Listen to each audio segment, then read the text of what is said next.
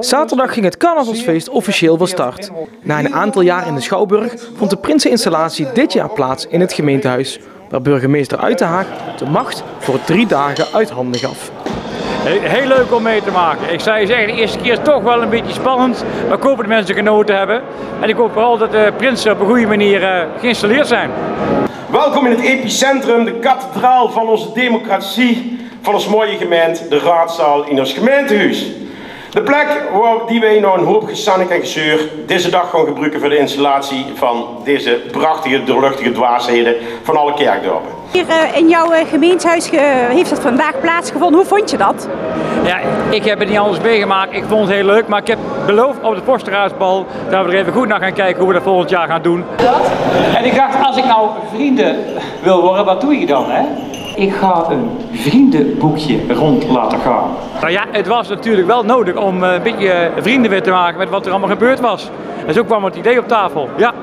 En ik hoop dat het goed bevallen is. Vanuit de Vorstenraad verscheen vorst Steef van de Kijvers op het podium. Heel simpel, ik wil even beginnen met een gedicht. Zeg nooit tegen een lilliputter dat je hem op de hoogte houdt. Zeg nooit in een mortuarium dat lukt mij koud. Koop nooit bergen confetti voor op een snipperdag.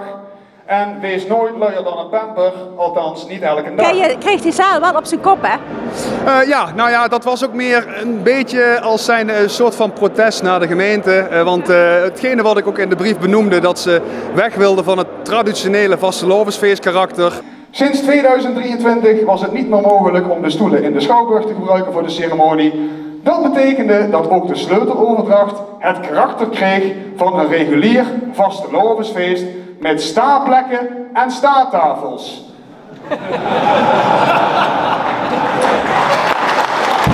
Want in de Schouwburg hebben we inderdaad vorig jaar ook gestaan met hangtafels en staapplekken. Nou ja, hier was het hetzelfde. Ik denk, nou, dan gaan we hier ook een feestje van proberen te maken. Maar het werd wel geaccepteerd en dat is waar het om gaat. Ja. Af en toe was het een beetje op het randje qua humor, Magge en Van Rij. Ja, ik vind überhaupt wel dat mag. Zodra je het randje opzoekt, niet eroverheen gaat. Al is die balans natuurlijk wel soms heel moeilijk.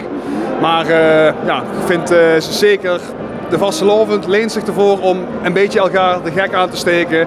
Elkaar voor de gek te houden en dan mag ze sterk ook meer wel.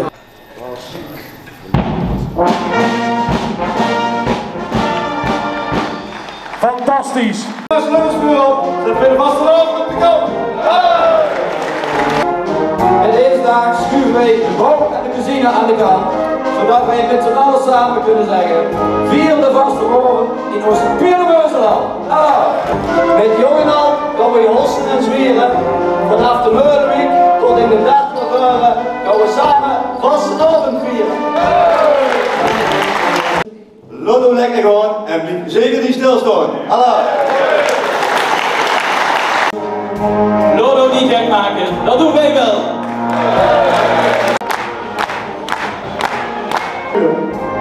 En deze 3 voor op de rij vliegt de carnaval zo voorbij. Alla!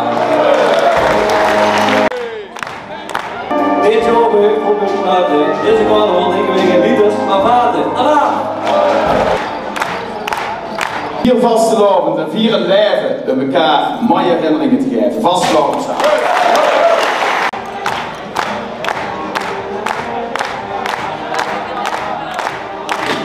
De huisbuurder zal niet vergaan, wij zullen deze plaats gewoon opgaan. Er is geen klussen, voetbal of van muur, maar eraan, we zijn hier! Rot erop, gas erop met opvuur op. Dit jaar zet ik de toer aan de kant, toch door Blasweek weer het gas zo niet meer laat. Deze dagen worden heel mooi. Dat wordt lukken als we voor de vastelovend gaan.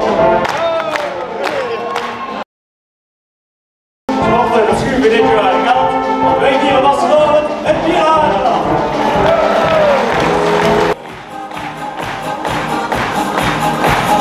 De vastelovend staat voor de deur. Ik weet geen zorgen, geen tijd voor de deur. We zijn nooit veilig, ik waag op het hart. We zien elkaar hier weer het volgend jaar. Hoor ik nu dat er een engelbewaarder bestaat. Je kunt hem niet zien, maar ik sta voor je paraat. Gooi nou, dat we engel waren op je leg. Maar het was te lang, raak die even een andere weg. Ik hoorde jou zojuist zingen. Ja. Hoe ging dat dan? Ik kan het beter aan de zaal vragen. Er was een raadslid die zei, burgemeester, die was by far de beste zanger vanmiddag. En toen zei hij erbij, er was er ook maar één. En ik denk dat dat wel een beetje de lading dekt. Zeg, mooie teksten. Ja, dat vond ik ook. En heel leuk om te doen. En met een beetje een knipoog natuurlijk. Hè. De installatie nou net, dat was wel voor mij persoonlijk echt een heel vet moment, een heel mooi moment. Want dan is het echt het moment dat je geïnstalleerd wordt als prins en de heerser van de Pielhazerik. We gaan over een half uur zitten samen op de bühne, 10.000 man op de roets. Ja, en dan, is ook, dan staat het echt aan met z'n allen. Dan gaan we de knop omzetten en dan gaan we Venray echt aanzetten. Ja, hartstikke mooi om mee te maken. Het is goed warm binnen, maar gelukkig is de tap nou open, dus ik wil er nog meer van genieten. Bijzonder om het op deze manier mee te maken. Eerder Dukker metgemaakt vanuit de Raad van 11. Alleen nou in een andere functie en dan is maakt het toch net iets mooier. Ja, dit is echt een jongensdroom. Dat ben ik al. Je durft het niet te dromen, maar het is echt gebeurd en dan is het toch. En dan fantastisch. En waar kijk je dan dus nou het meest naar uit? Nou, die vraag Grille Dukker, maar eigenlijk vind ik alle momenten mooi. Hè? Of het nou bij een oudere bal is, het Vosbal in Oostrum, of bij de jeugd, of een optocht wat nog gaat komen natuurlijk. Of een klingelien op de dinsdag. Ieder moment beleefde op een andere manier en ieder moment is gewoon mooi om in deze rol dat met te mogen maken. Nou, ik kijk sowieso uit naar het krummelbal en het kukenbal gewoon bij ons in de Landweert. Want dat is altijd feest, lekker met de kids samen met de artiesten op de bühne feesten, dat is gewoon carnaval, samen. Het hoogtepunt is gewoon om deze rol te mogen vervullen.